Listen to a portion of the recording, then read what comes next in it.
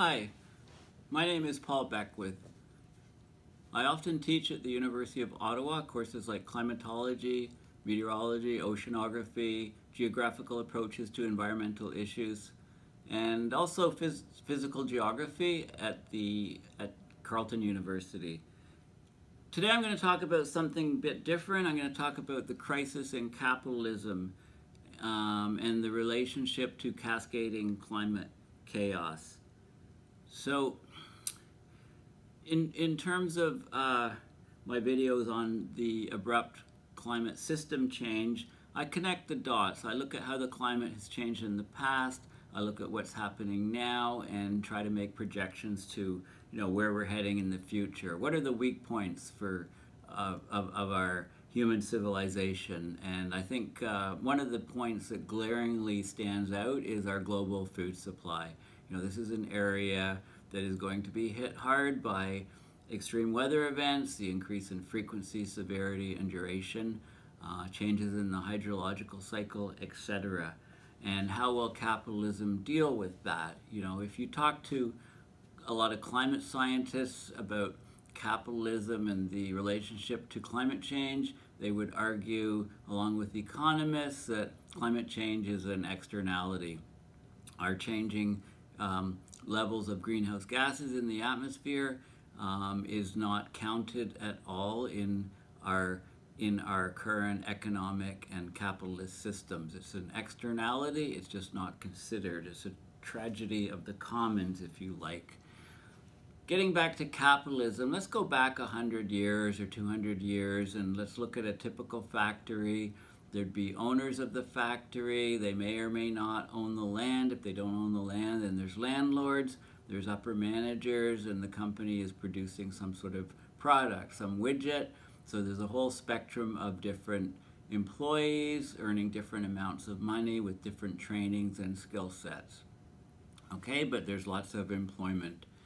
Now, there's competition, right? There's competition with other companies. This company is working to maximize profits for the owners and or shareholders of the company. So in order to maximize profits, if they can reduce the labor force and produce the same number of widgets, or if they can produce a lot more widgets in the same amount of time by higher efficiencies of products, by increasing by using machines to replace people, etc. They will do that to maximize profits as part of the moving forward as part of their mandate. So over time, there's more and more jobs are replaced by machines. Where we are today and where we're heading in the near future is we're heading rapidly to more and more robotics, more and more artificial intelligence or AI technologies that will displace lots of jobs. Look at the extreme case where nobody is left working in the factory. It's all completely automated, run by robots, hands-off human component. So the profits all go to the very few people at the top, the owners. So therefore the income inequality in society gets a lot worse. You have lots of unemployment and underemployment, lots of people in precarious low-wage jobs, service jobs, and then you have people at the very top who own the factories, who own the land that the factories are cranking stuff out on. They own the means of production. So you get a massive inequality in society. And as technology advances, this will only get worse. So what are some of the things that people are looking at to address or to mitigate some of these factors? One, for example, is minimum wage. Have a guaranteed minimum wage at the poverty line. So basically a working wage. There's arguments that are being put out against this because it could reduce total overall employment. Small businesses may have to let people go because the people that they keep are earning a higher wage. This may doesn't look like much of a solution. It will help some people, but it doesn't seem to address the roots of the problem. So Much more interesting is the idea of guaranteed minimum income. So each citizen, by right of being a citizen in a country, would get a guaranteed minimum income, either paid by state or provincial or federal governments, depending on the country. And but how could society afford this, you might ask? How could the governments afford to do this? They'd have to raise taxes. Well, actually, what would happen is it frees people up to actually do what they really want to do. So people, can take more risks in setting up companies, and knowing that they can fall back on this guaranteed minimum income. People will be healthier, will live longer, there'll be much less stress on healthcare systems, and it could lead to overall higher levels of happiness of people in society. So the countries that are actually implementing this type of thing are having some great successes with it. So, but what about the ongoing increases in cascading climate chaos, for example? Recent superstorms that we're seeing.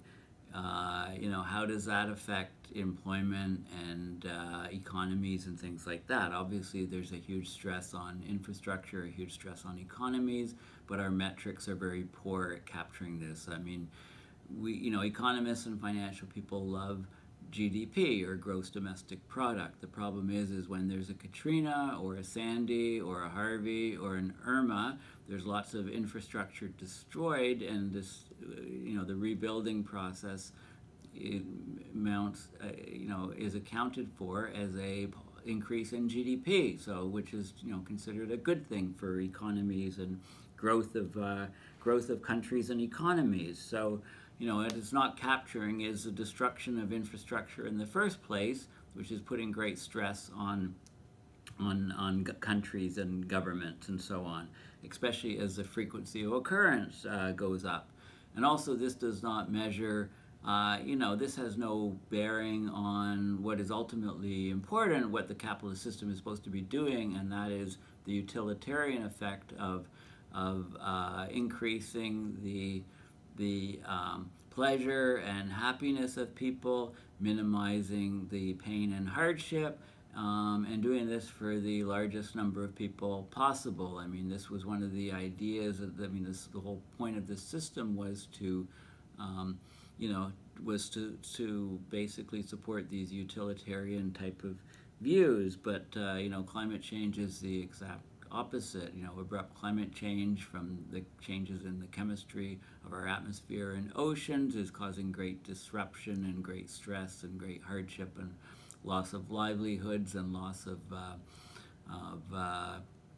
residences as cities succumb to flooding events and completely different changes in the hydrosphere, for example. So a lot of these stresses in society are showing up in various ways. For example, look at the lack of public knowledge and understanding on how serious climate change is. Look at all of the propaganda that is there in our capitalist society, fake news and fake science and fake information on things. And, a lot of this is coming from right-wing media. For example, Fox News has had a heyday for decades promoting fake news, fake information started on things like climate change and it extended across the board. So we have a huge problem on our hands, and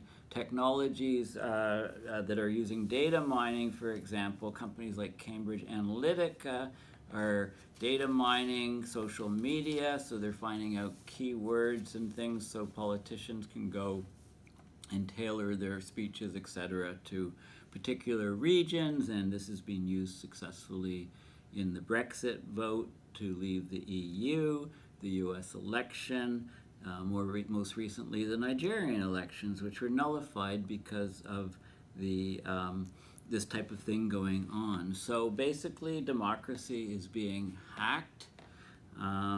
This is not just specific to any one particular party. Look at the U.S. kerfuffle right now with the government and lack of truth and lack of accountability. Even the Democratic Party decided that their candidate would be Clinton, and even though people were drawn to Bernie Sanders, he would fill football stadiums at his speeches and things, and he was very popular. The Democratic Party decided this guy is not going to be our candidate. Clinton is, and the rest is history. So there's all of this stuff going on, and the propaganda is running extremely thick. I mean, even look at what governments of various countries agreed to with the Paris Agreement to limit global average temperature rise to 2 degrees, saying that's a safe limit. Meanwhile, we're just over 1, and we're seeing all of these climate catastrophes, cities dropping off in the map, in being flooded out and succumbing in, I call it the climate casino. Follow the money. As good as carbon fee and dividend and carbon tax or carbon fee and dividend is, the amounts are dwarfed by subsidies to fossil fuel companies by governments around the world to the tune of $5 trillion per year globally. So, saying that you're serious about climate change and addressing climate change as a country, as a government, meanwhile, you have all these hidden subsidies on fossil fuel companies which you haven't phased out. So, it's ludicrous. I mean, it's how much more pain does society have to feel before they actually take climate change serious? And I would say, when subsidies are dropped, when there are no fossil fuel subsidies, this will mean governments are serious about addressing the problem, and we're not there yet. One of the root causes of the problems that we have is our global population numbers. Every morning when you wake up, there's 240,000 more mouths to feed on the planet. That's the birth rate minus the death rate on a daily basis. 240,000 people, 80 million people per year, about 1.4% growth rate. And of course this is essential for raising GDP and for capitalism. Capitalism loves increases of population. Capitalism relies on increases of population. Exponential population growth means that there's more consumers on the planet, there's more goods and services that have to be provided, and it shows growth, positive growth in countries. Meanwhile, it's stressing resources so much. We can't continue treating the environmental destruction as an externality. We're in an age of consequences. I mean, look at the damages from look at the behavior of these superstorms, like Hurricane Harvey, which came ashore and didn't want to leave Texas and caused areas to have over 5 feet of rain, flooding out large parts of Houston, the 4th largest city in the U.S. $200 billion worth of damage is expected. People were extremely concerned with Florida as Hurricane Irma was making her way to Florida. Worst case scenarios of going up, say, the East Coast or the West Coast would have been $1 trillion in damages. So as bad as the storm was, it caused tremendous damage throughout the Caribbean on its way to Florida. It actually veered ashore on Florida over the Everglades on the west coast, and it avoided a lot of the large cities and stuff, even though vast parts of the Florida Keys and other regions were completely devastated. So we can't ignore these threats. Climate change, disruption, and chaos is hitting the bottom line. It's causing massive hits to societies and countries, and these hits are becoming more frequent, and they're becoming more costly, and they're going to hit the bottom line. So we have basically an enormous conflict between climate change chaos and the way capitalism is dealing with it. So we need to completely rethink what we're doing. I mean, what's the point of just rebuilding, say, the Keys and have it flooded out by sea level rise in a few years? We've got to be smart about things.